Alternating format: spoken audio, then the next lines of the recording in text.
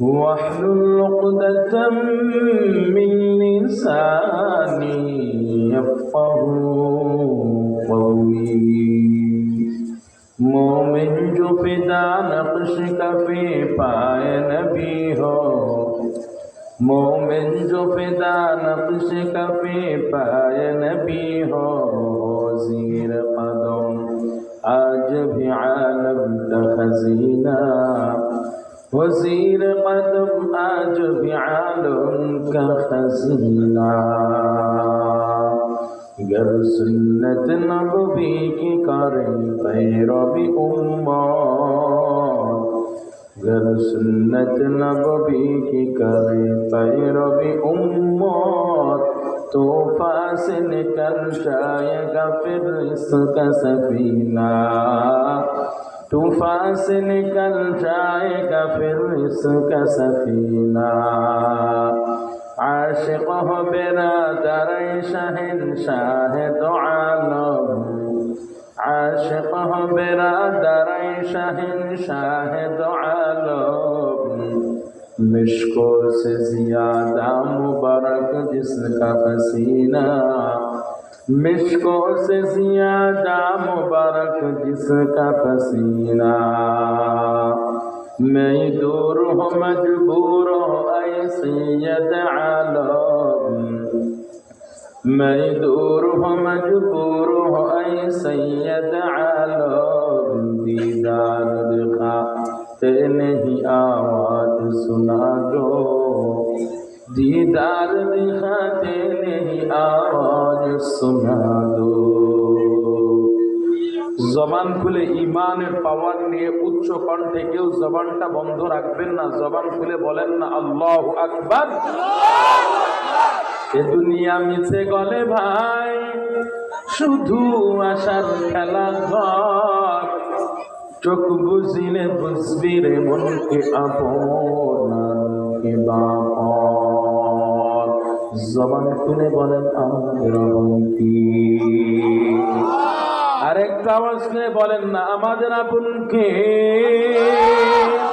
এ দুনিয়া মিছে গলে ভাই শুধু আশার খেলা ঘর চোখ বুঝিলে বুঝবি রে মনকে আপনাকে বাপর কোথা থেকে আগুন কোথা যেতে হবে রে কি আনিল কি কারণে জানা নাই ভবেতি নদী পথে নৌকা চালাও কেরে মাঝি ভাই বেলা ডোবার আগে আমিও পার হতে চাই ডুবে গেলে বেলা রে আর উঠি না ভেঙ্গে গেলে মেলা রে আর জমে না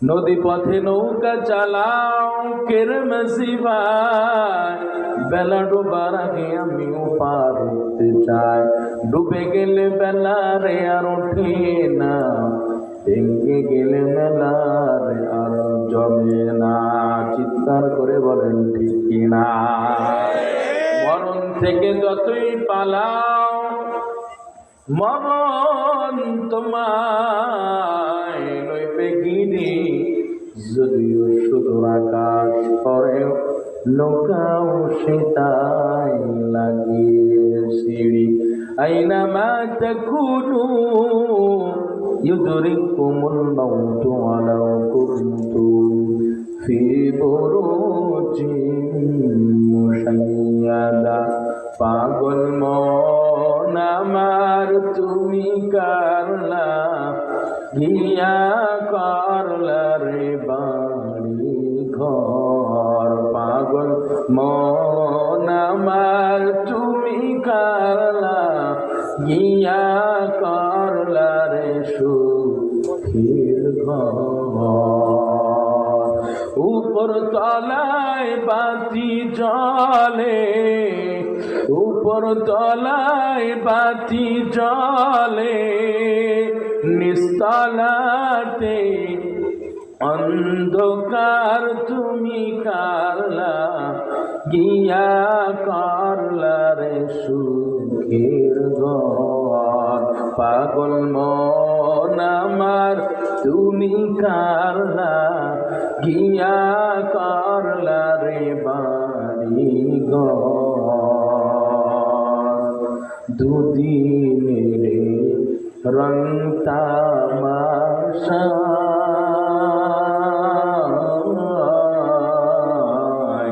আছে যত স্বপ্ন আশা চিল্লা বলেন ঠিক কিনা দুদিনের রং তামাশা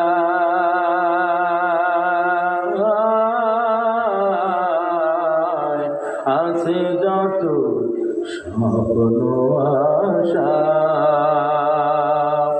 সব আয়োজন বৃথা যাবে সব আয়োজন বৃথা যাবে সৃষ্টিকানা মাটির ঘর তুমি কারলা গিয়া করলা রে বাড়ি ঘর পাগল মন আমার তুমি কারলা গিয়া করলা রে সুখের ঘর জবান করে বলা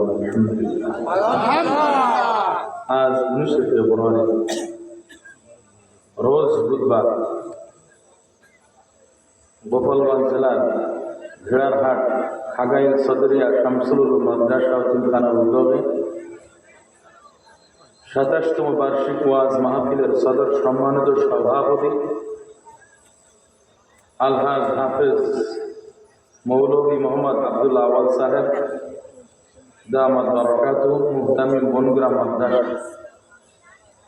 এছাড়া উপস্থিত মুআজ্জাজ মুকাররম জাতির মাতার মুকুবরতুল আম্বিয়া হযরত উলামায়ে ইকরাম এলাকার বিভিন্ন ঘর থেকে আগত আল্লাহ পাকের আশিকিন জাকিরিন শাকিরিন মুহিব্বিন মুরব্বিন আযম কলিজার টুকরা আমার সমবয়সী যুবক বন্ধুগণ স্নেহের ছোট ভাই পর্দায় অবস্থানরত আমার শ্রদ্ধেয় সম্মানিত মা ও বোন সকলের প্রতি আমার অন্তরস্থল থেকে আন্তরিক মোবারকবাদ দয়াময় স্রষ্টা আল্লাহ পাক রব্বুল আলামিনের দরবারে লাখো কোটি শুকর ও সুজুদ যে মহান রব্বুল আলামিন আপনাকে আমাকে 10 মাস 10 সন্তানকে একই জায়গায় জুড়ে মিলে বসে কোরআন সুন্নাহর আলোচনা শোনার তৌফিক দান করেছেন সেই লক্ষ্যে দয়াময় স্রষ্টার দরবারে শুকরিয়া আদায় করি সকলে উচ্চ কণ্ঠে এক আওয়াজে বলি আলহামদুলিল্লাহ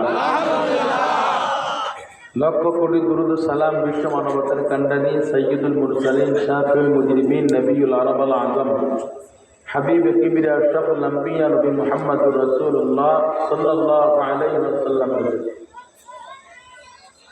সর্বোপরি সকল দাদার অক্লান্ত পরিশ্রম ও মেহনতের মাধ্যমে আজ এই সুন্দর আয়োজন হয়েছে আয়োজনের পেছনে যারা মেধা বুদ্ধি পরামর্শ দিয়ে সহযোগিতা করেছেন অর্থ দিয়ে যারা সহযোগিতা করেছেন যারা যেইভাবে সহযোগিতা করেছেন না কেন এমনকি এই জান্নাতের বাগিচা এসে আপনারা যারা সব অর্জন করতেছেন আল্লাহ পাক সকলকে দুনিয়ার জমিনে শান্তি আখিরাতে জান্নাতের জন্য কবুল করেন চিল্লা বলেন আমিন ভাইরা আমার এই সুন্দর আয়োজন হয়েছে এটা আপনারা খুশি না বেজার খুশি যদি হয়ে থাকেন জবানটা খুলে ইমানের পাওয়ানে বলেন না আলহামদুলিল্লাহ আরেকটা আওয়াজ করে বলেন না আলহামদুলিল্লাহ মহাগ্রন্থ আল কোরআনুল কারীম থেকে যে আয়াতখানি তেলাওয়াত করেছি আয়াতের মধ্যে আল্লাহ পাক রব্বুল আলামিন দুনিয়ার মধ্যে সর্বপ্রথম যে ঘরটা নির্মাণ করেছেন আল্লাহ পাক রব্বুল আলামিন সেই ঘরটার নাম হলো কাবা বা বাইতুল্লাহ জবানটা খুলে বলেন এটা কার ঘর আল্লাহর ঘর এই কথাটার মধ্যে কোনো সন্দেহ আছে হ্যাঁ অনেকেই জবান বন্ধ রেখেছেন জবান বন্ধ রেখেন না সারা জীবন কিছু আল্লাহ নাম স্মরণ করতে না পারলে এবার মাহফিলে আসলে সুবহানাল্লাহ আলহামদুলিল্লাহ বলা বলে আল্লাহ জিকির হয় কথা বলেছেন যে এই দিনেও যদি আপনি জবানটা না খুলতে পারেন তাহলে জিকিরটা করবেন বুঝতে হবে জবানটা খুলে বলেন আমাদের সৃষ্টি করেছেন কে আল্লাহ আমাদেরকে সৃষ্টি করেছে এই কথাটার মধ্যে কারো কোনো দ্বন্দ্ব মতদ্বন্দ্ব আছে আছে আল্লাহ আমাদেরকে সৃষ্টি করেছেন এটাই এক বাক্যে স্বীকার করি সে মুসলিম হোক আর অমুসলিম হোক আর বিধর্মী হোক, এক বাক্যে স্বীকার করতে বাধ্য আল্লাহ ছাড়া আমাদেরকে কেউ সৃষ্টি করেন নাই। কথা বলেন ঠিক কি না? আল্লাহ পাক রব্বুল আলামিন আমাদেরকে সৃষ্টি করেছেন দুনিয়ায়। আল্লাহ পাক আসার তৌফিক দান করেছেন। এমন একটা দিন আসবে আমি আপনি দুনিয়ায় থাকার চাইলেও পারবো না। পারবেন না। আল্লাহ নবীর 63 বছর জিন্দেগিতে, হায়াতে জিন্দেগিতে দুনিয়া থেকে বিদায় হয়েছে, থাকার চাইলেও আল্লাহ নবী পর্যন্ত থাকতে পারেন নাই, তো আমি আপনি কে? তো দুনিয়ায় একদিন এসেছে, আবার একদিন চলে যাবো ভাই। 100 বছর পূর্বে যারা এসেছিলেন তারা কি আছে? আসেনি। 100 বছর পরে যারা আসবেন তারা কি সারা জীবন থাকবেন? তো দুনিয়া থেকে আমি আপনি বিদায় হব, চলে যাব।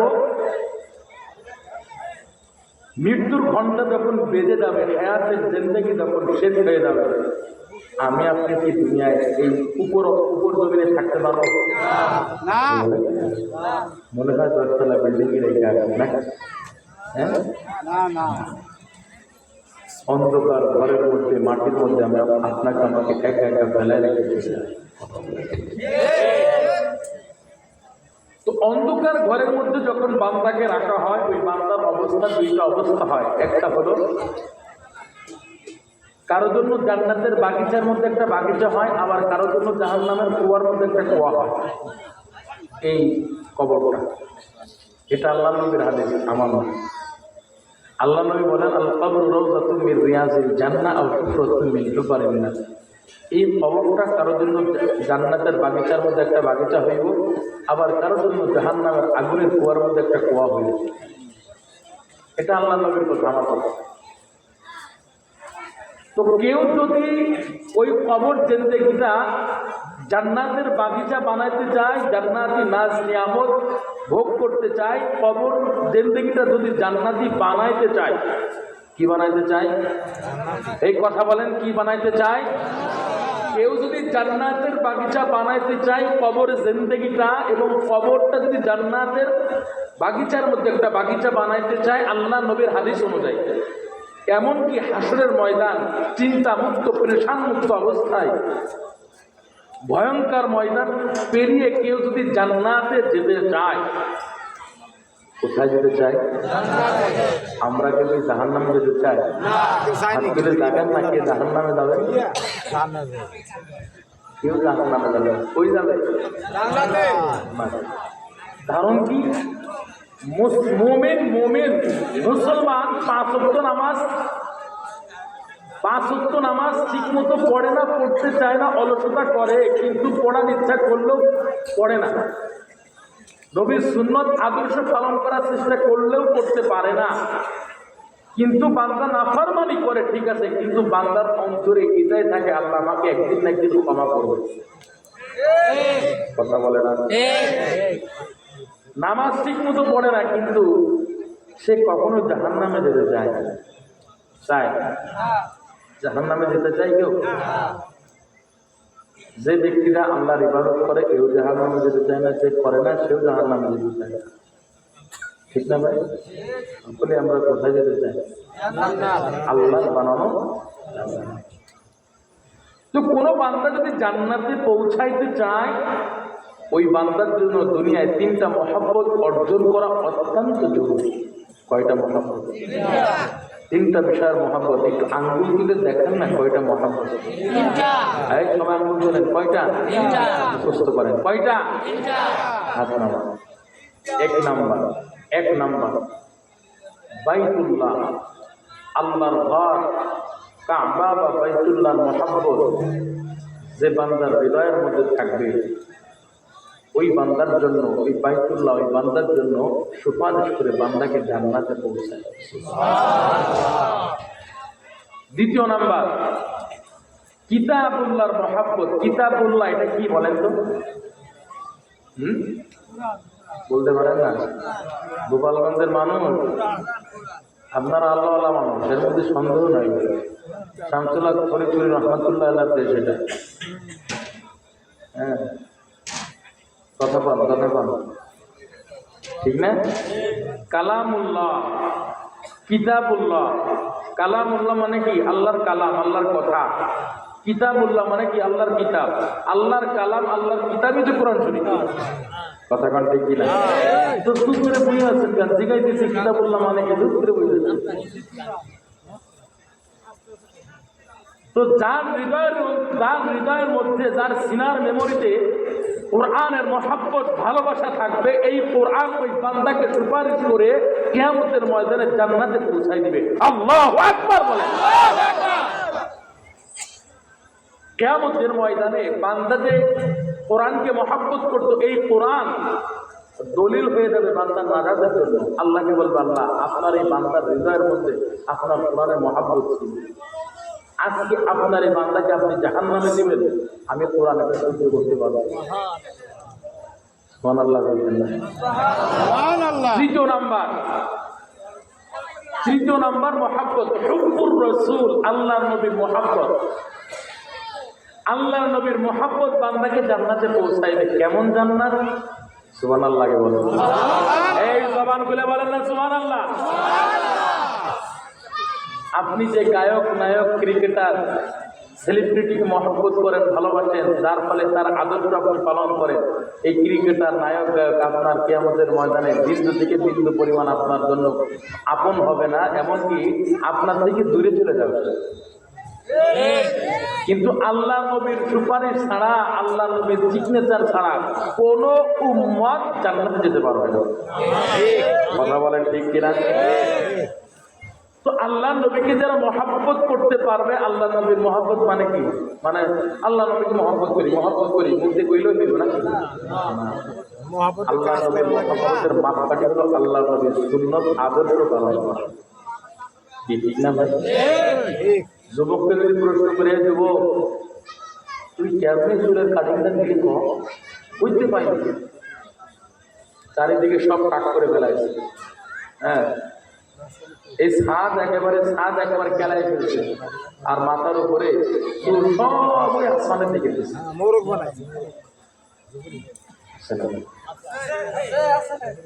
কি কেমনে তুই কাটিংটা দিলি? সাধারণত কই না, অমুক নায়কের কাটে, অমুক গায়কের কাটে, অমুক সেলিব্রিটির কাটে। তো অমুকের কাটিংটা কেন দেয়? অমুকের পোশাকটা কেন সে পরে? অমুক পরে তাই, অমুক গায়ক না পরে তাই কেউ পরে। কেন পরে? ওই গায়ক নায়কের প্রতি মহব্বত, ভালোবাসা আছে। কথা বলে আল্লাহ নবীর মহব্বত, ভালোবাসা প্রকাশ করবেন কেমনে? আল্লাহ নবীর মহব্বত বলে চিল্লাইল। আল্লাহ নবীর মহব্বত, ভালোবাসা যদি আপনার হৃদয়ের মেমোরিতে থেকেই থাকে, তাহলে আল্লাহ নবীর সুন্নত, আদর্শ ছাড়া আপনি চলতে পারেন না। কথা বলেন ঠিক কিনা? তো যারা আল্লাহ নবীর সুন্নত, আদর্শ পালন করে আল্লাহ নবীর মহব্বত, ভালোবাসা প্রকাশ করবে, আল্লাহ নবী বলে, মান আহাব্বা সুন্নতি ফাকাদ আহাব্বানি, যে আমার সুন্নত, আদর্শ পালন করলো, সে কেমন জানি আমি আল্লাহ নবীকে ভালোবাসি। ওয়ামান আহাব্বানি, যে আমি আল্লাহ নবীকে ভালোবাসবে, কানা মাই ফিল জান্নাহ, আমার ওই উম্মত আমার সাথেই জান্নাতে থাকবে। সিল্লা বলেন না আল্লাহু আকবার। তাহলে যারা আল্লাহ নবীর সুন্নত, আদর্শ পালন করে মহব্বত অর্জন করবে, তারা কার সাথে জান্নাতে থাকবে? আল্লাহ নবীর সাথে। তাহলে বান্দা যদি জান্নাতে পৌঁছাইতে চায়, কয়টা মহব্বত অর্জন করতে হবে?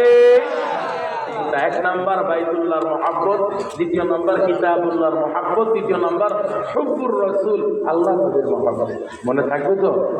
ওয়াজ হয়ে গেছে, আবার আপনি চুপ করে থাকেন, আপনারা বলুন চলবে ইনশাআল্লাহ। আল্লাহ কবুল করেন, বলেন আমিন। ইন্না আওয়ালা বাইতিন বুদিআ লিন-নাস, ইন্না আওয়ালা বাইতিন বুদিআ লিন-নাস লাল্লাযী বিবাক্কাতা মুবারাকান ওয়া হুদাল লিল-আলামিন। إن أول بيت وضع للناس للذي ببكة مباركا وهدى للذي ببكة مباركا وهدى للعالمين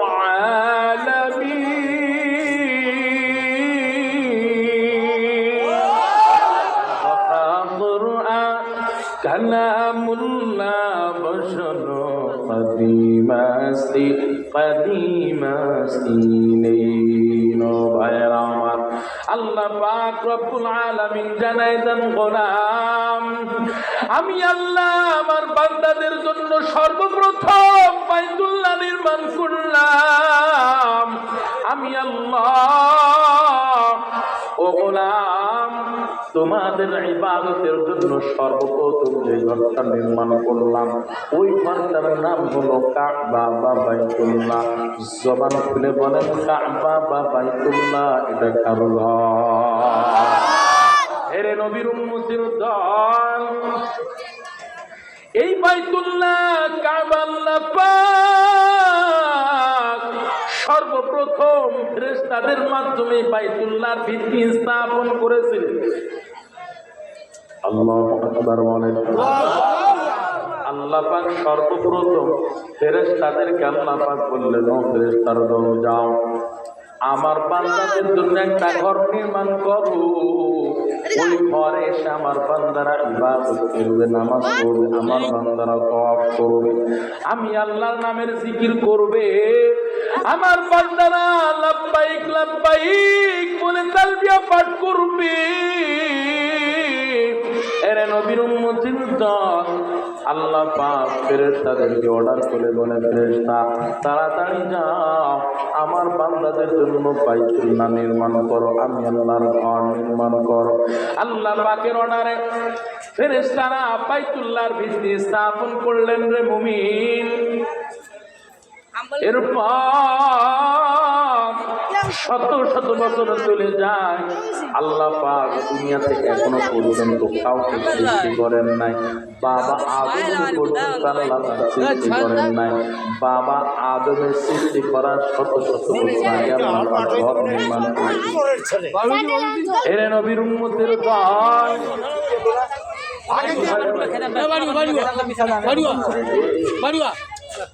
একটু খেয়াল করেন জিকির করেন লা ইলাহা ইল্লাল্লাহ লা ইলাহা ইল্লাল্লাহ লা ইলাহা স্বেচ্ছাসেবকগুলো কই গেছে এরা কি দাঁড়িয়ে বলে দেখেন আছে বলা মানে কথা পাই আর আপনারা অমনোযোগী হলে কিন্তু আমি কিন্তু ওয়াজ বলে দেবো আপনারা আমার দিকে খেয়াল করেন বাইরের দিকে খেয়াল করেন লা ইলাহা ইল্লাল্লাহ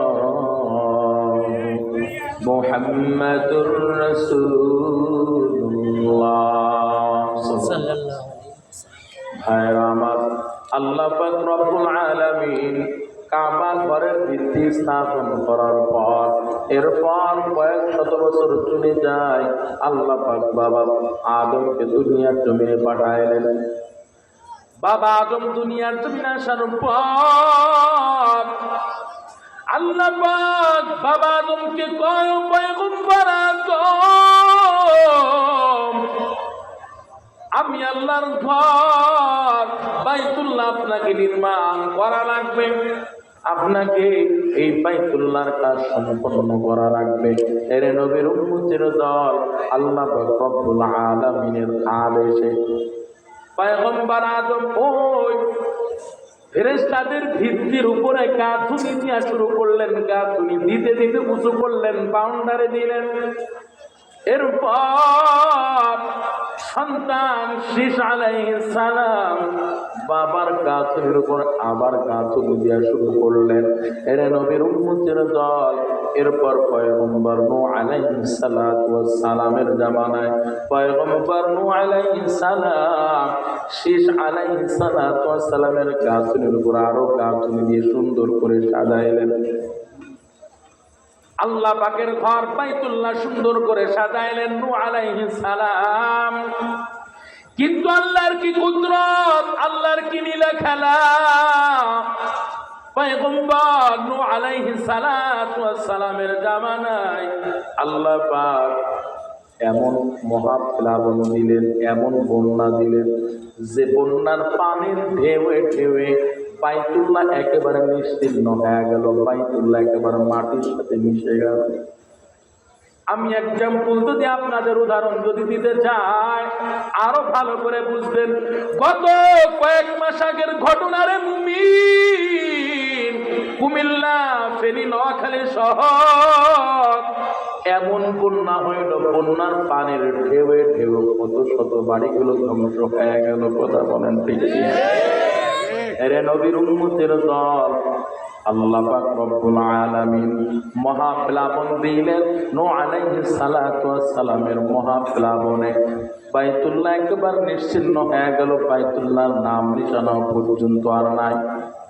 এরে নবীর উম্মতের দল, এভাবে চলতে থাকে, শত শত বছর চলে যায়, বাইতুল্লাহর নাম নিশানা পর্যন্ত নাই। হঠাৎ আল্লাহ পাক রব্বুল আলামিন পয়গম্বর ইব্রাহিম আলাইহিস সালাতু ওয়াস সালামকে বললেন, ও পয়গম্বর, আমি আল্লাহর ঘর আপনাকে নির্মাণ করা লাগবে। এদিকে বাইতুল্লাহ যে কোথায় ছিল কেউ জানে না, নিশ্চিহ্ন হয়ে গেছে। পয়গম্বর ইব্রাহিম আলাইহিস সালাতু ওয়াস সালামকে আদেশ করার পর পয়গম্বর ইব্রাহিম আল্লাহর কাছে বলে, আল্লাহ, আপনার ঘর যে নির্মাণ করব কোথায়? আপনার ঘর যে নির্মাণ করব স্থান তো চিনি না, কোথায় আপনার ঘর নির্মাণ করব? এরা নবীর উম্মতের দল, এক্সাম্পল যদি আমি আপনাদের দিতে চাই তাহলে সুন্দর করে আপনারা ভালো করে বুঝবেন রে বাবা। আপনার যদি এখন 4 তলা 5 তলা বিল্ডিং তৈরি করতে হয়, 5 তলা বিল্ডিং 10 তলা বিল্ডিং যদি তৈরি করতে চান, অথবা 1 থেকে 2 তলা বিল্ডিং যদি আপনি তৈরি করতে চান, আপনি নিজের মতামতে কিছু করেন না, আপনি একজন ভালো ইঞ্জিনিয়ারের কাছে চলে যান, ভালো ইঞ্জিনিয়ারের পরামর্শ নেন। কথা বলেন ঠিক কি? ইঞ্জিনিয়ারের কাছে যখন যাবেন, গোপালগঞ্জ শহরে চলে যাবেন, শহরে একজন ইঞ্জিনিয়ার কি পাইবেন, ইঞ্জিনিয়ার ভাই, আমার বাড়ি ভেড়ারহাট, আমার একটা বিল্ডিং তৈরি করে যাওয়া লাগবে। সাথে সাথে ইঞ্জিনিয়ার সাহেব বলবে, ভাই আপনার বাসা কোথায়? ঠিক না? বলবে আপনার বাসা কোথায়, কোন এলাকা আপনার বাসা, কোথায় আপনি ঘর নির্মাণ করবেন? জিজ্ঞাসা না, বলবে কোথায় আপনার বাসা, কোথায় আপনি ঘর নির্মাণ করবেন, চলেন আমি আপনার সাথে যাবো, আগে দেখে আসি, জায়গাটা দেখে আসি, মাটিটা আমি পরীক্ষা করে দেখবো। ইঞ্জিনিয়ার সাহেব বলবে, এরপর যদি দেখি আপনার মাটি ভালো আছে তাহলে আপনার ওখানে বিল্ডিং তৈরি করার জন্য আমি সিদ্ধান্ত দিব। এমনকি কোন প্ল্যানে করবেন সে প্ল্যানটাও পর্যন্ত আমি বলে দিব। এরে নবীর উম্মতের দল, ইঞ্জিনিয়ার সাহেব যেমন জিজ্ঞাসা করে, ভাই আপনার বাড়ি কোথায়, কোথায় আপনার ঘর নির্মাণ করা লাগবে রে ভাই? এরে নবীর উম্মতের দল, কিসের জন্য জিজ্ঞাসা করে? সে তো আর আপনার অঞ্চল চেনে না, আপনার জায়গা তো চেনে না। আল্লাহ পাক যখন কয়, পয়গম্বর ইব্রাহিম, আমি আল্লাহর ঘর আপনাকে নির্মাণ করা লাগবে, আপনাকে সুন্দর করে আমি আল্লাহর ঘর নির্মাণ করা লাগবে। পয়গম্বর ইব্রাহিম কয়, ওই ইঞ্জিনিয়ার যখন জিজ্ঞাসা করে কোথায় আপনার বাড়ি, কোথায় নির্মাণ করা লাগবে, পয়গম্বর ইব্রাহিম আলাইহিস সালাম আল্লাহকে বলে, আল্লাহ আপনার ঘর কোথায় নির্মাণ করবো গো মালিক? এরে নবীর উম্মতের দল, পয়গম্বর ইব্রাহিম যখন আল্লাহর কাছে জানতে চাইলেন, আল্লাহ পাক সুন্দর করে জায়গাটা চিনাই দিলেন। আল্লাহু আকবার। এই কথাটা আল্লাহ পাক মহাগ্রন্থ আল কুরআনুল কারীমে সুন্দর করে বলেছেন। আল্লাহ কয়, ওয়া ইয বাওয়া'না লিইব্রাহিম মাকানাল বাইত ওয়া ইয বাওয়া'না, আমি আল্লাহ আমার পয়গম্বরকে জানিয়ে দিলাম, অবগত করলাম, বুঝিয়ে দিলাম, মাকানাল বাইত, বাইতুল্লাহর স্থানটা আমি আল্লাহ চিনাই দিলাম, দেখাই দিলাম, অবগত করলাম। আল্লাহু আকবার। আল্লাহ পাক পয়গম্বর ইব্রাহিম আলাইহিস সালাতু ওয়াস সালামকে কোন সময় বলেছিলেন? ও ইব্রাহিম, আমি আল্লাহর ঘর আপনাকে নির্মাণ করা লাগবে, এটা কোন সময় বলেছিলেন? এই সময়টা যদি বুঝতে হয় তাহলে ছোট্ট একটা ঘটনা আমি আপনাদের সামনে উল্লেখ করতে চাই।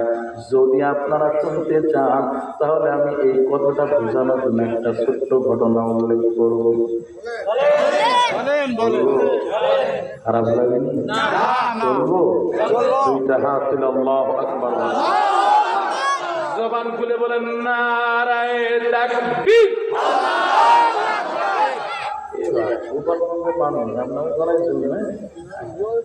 ঢাকাতে এলাম কত কষ্ট করে, জ্যামজট পার করে এখন ঢাকা শহরে যান না ভাই, যে আমি এমন ভাবে আটকাইবো 2 ঘন্টা না 3 ঘন্টা 4 ঘন্টা পার হয়ে যাবে। রাস্তা বাড়িতে তো যেয়ে দেখেন না কি জ্যাম রে ভাই, জ্যামজট পার করে এত কষ্ট করে আইলাম, আমি চিল্লাইতেছি, গলা ফাটাইতেছি, আর আপনারা শুধু বই বই মানে ঘাট জিনিস করবেন আর ওখানে, তাই নাকি? জবানটা খুলে বলেন আল্লাহু আকবার। নারায়ে তাকবীর। দিন ইসলাম, দিন ইসলাম, জিন্দাবাদ জিন্দাবাদ, নারায়ে তাকবীর। যত বাধা যত ঝড় সাইক্লোন, রাসূলের পথে মোরা চলি, এ জীবন বাজি রেখে দিনের নিশান মোরা বাংলার আকাশে উড়াবই। কথা বলেন ঠিক কিনা? আসুক না যত বাধা যত ঝড় সাইক্লোন, রাসূলের পথে মোরা চলব, জীবন বাজি রেখে দিনের নিশান মোরা বাংলার আকাশে উড়াবই। মোরা জালিমের মুখোমুখি দাঁড়িয়ে, মোরা কামানের মুখোমুখি দাঁড়িয়ে আল্লাহু আকবার বলবো। আসুক না যত বাধা যত ঝড় সাইক্লোন, রাসূলের পথে মোরা চলব, এ জীবন বাজি রেখে দিনের নিশান মোরা বাংলার আকাশে উড়াবই। কথা বলেন ঠিক কিনা? আমাদের দেহে বয়ে ইমানে রক্ত, প্রাণে প্রাণে বিপ্লবী ঝঙ্কার, তাকবীরে তাকবীরে বাতিলের মসনদ, কত ভেঙে করেছি যে চুরমার, কত ভেঙে করেছি যে চুরমার। এই শির অবনত আল্লাহর কাছে, শুধু নই কোন বাতিলের কাছে। সবুজ কাফেলা নিয়ে যাবো জানি একদিন মাকসুদ মঞ্জিলে পৌঁছে, মাকসুদ মঞ্জিলে পৌঁছে। আমাদের ছোট হৃদয়ে, আমাদের ছোট হৃদয়ে রাসূলের প্রেম ছবি আঁকবো। আসুক না যত বাধা যত ঝড় সাইক্লোন, রাসূলের পথে মোরা চলব, এ জীবন বাজি রেখে দিনের নিশান মোরা বাংলার আকাশে উড়াবই। চিল্লা বলেন ঠিক কিনা? নারায়ে তাকবীর। আল্লাহ পাক রব্বুল আলামিন পয়গম্বর ইব্রাহিমকে কখন কোন সময় আল্লাহর ঘর বাইতুল্লাহ নির্মাণের আদেশ দিয়েছিলেন? এরে নবীর উম্মতের দল, আল্লাহ পাক রব্বুল আলামিন পয়গম্বর ইব্রাহিম আলাইহিস সালাতু ওয়াস সালামকে নিঃসন্তান অবস্থায় 40 বছর পার হয়ে যায়, 50, 60, 80 বছর পার হয়ে যায়। কিতাবের মধ্যে লিখছে পয়গম্বর ইব্রাহিমের 86 বছর পার হয়ে যায়, তবু আল্লাহ কোনো সন্তানাদি দেয় না, কোনো সন্তানাদি নাই। পয়গম্বর ইব্রাহিম চিন্তা করতেছেন, আমার এই মহান দায়িত্ব কে পালন করবে? আমার এই দায়িত্ব পালন করার কেউ নাই, আমার তো কোনো সন্তানাদি নাই। এই চিন্তায় প্রেশানে পয়গম্বর ইব্রাহিম দুইটা হাত তুলে আল্লাহর কাছে বলতেছেন, আল্লাহ আপনি আমার একজন নেককার সন্তানের ব্যবস্থা করে দেন। ও মালিক, আপনি আমার একজন নেককার সন্তান দান করেন। জবানটা খুলে বলেন, পয়গম্বর ইব্রাহিম কার কাছে সন্তান চাইছি? আল্লাহর কাছে সন্তান চাইলেন। কোন দোয়ায় চেয়েছেন সেই দোয়াটা আল্লাহ পাক এত ভালোবেসেছেন, আল্লাহর কাছে এত পছন্দ হয়েছে। আল্লাহ পাক এটাও কোরআনের মধ্যে আল্লাহ জানায় দিয়েছেন। আল্লাহ বলেন, রব্বি হাবলি মিনাস সালিহিন ফাবাশশারনাহু বিগুলামিন হালিম। রব্বি হাবলি মিনাস সালিহিন فبشرناه بغلام حليم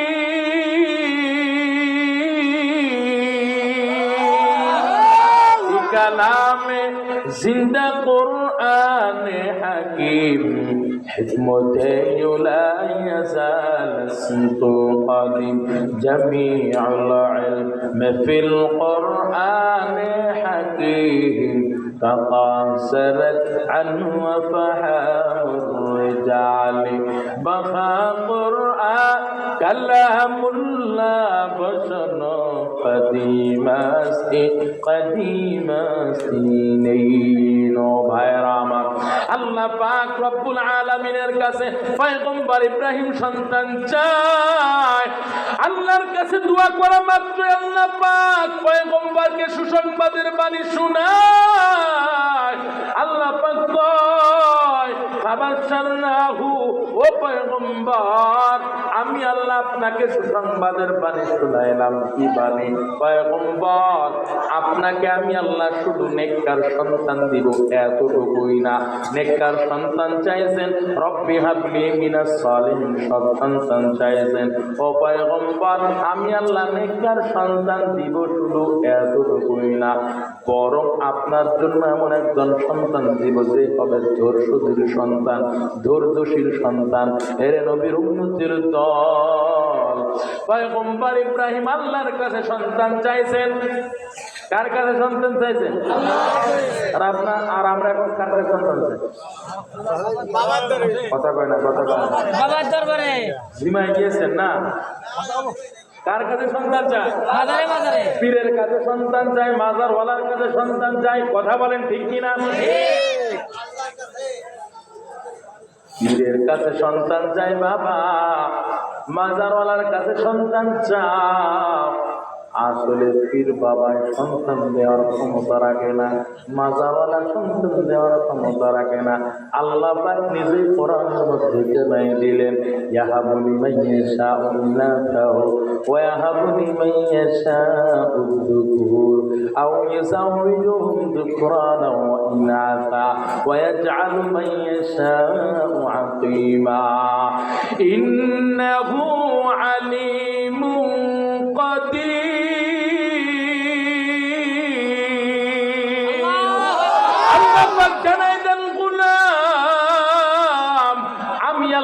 কাউকে কন্যা সন্তান দিই আমি আল্লাহ, আবার কাউকে পুত্র সন্তান দিই আমি আল্লাহ। চাইলে আবার এই দুটোটার মধ্যে কাউকে কোনোটা দিই না। বলেছেন কে? আর তুমি সন্তান দেওয়ার মালিক আল্লাহ, আর তুমি সন্তান চাও তোমার বাবার কাছে, তুমি সন্তান চাও তোমার মাজারওয়ালার কাছে। এরে নবীর উম্মতের দল, মাজারওয়ালা সন্তান দেওয়ার মালিক না, মাজারওয়ালা সন্তান দেওয়ার মালিক না। জবানটা খুলে বলেন, সন্তান দেওয়ার মালিক কি?